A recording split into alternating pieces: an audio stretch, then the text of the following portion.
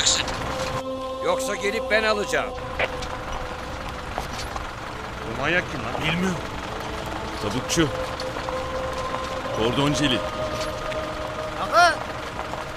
Allah bizim kordon hiç değişmemiş ha. Olayları duyup daldı gene. Doktor. Kordon işe başladı. Adrese teslim iş yapar. Çok gördüm ben öyle ucuz kahraman.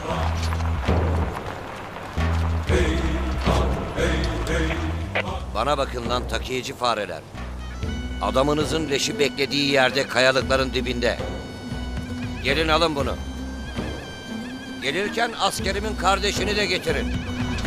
Yoksa o kudüs ordusu denen iblis sürüsünün kökünü kazır. Sülalenizi kuruturum da. Susturmayın. Baş. Susturun. Baş. Helal kordon dostum, helal olsun ya sana. Adamınızın cesedinin yerini öğrendiniz mi lan? Kordon bu. Göreceksiniz lan. Dediğini yapacağım. Lan ben de dediğimi yaparım. Lan!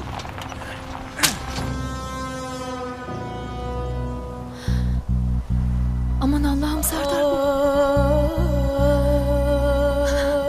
Şerefsizler sizi.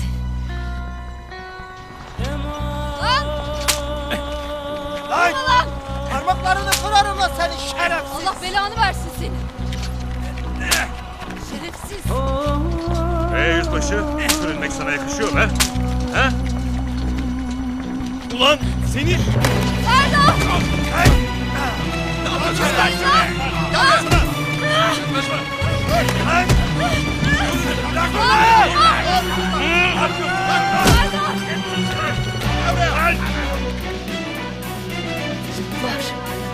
Ben bilirim lan sizi.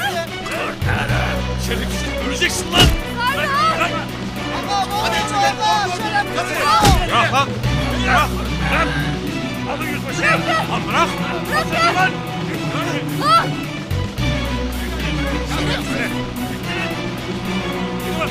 Öldürürüm lan seni!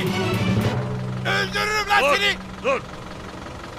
Yüzbaşı, askerin sadece küçük bir operasyona engel oldu. Çapı kadar iş yaptı. Ama göreceksin.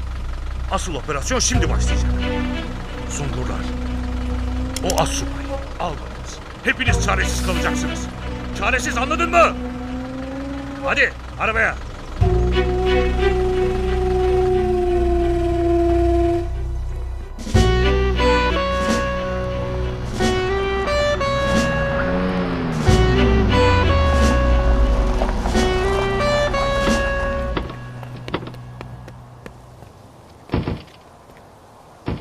Komutanım, Neler oluyor Celil?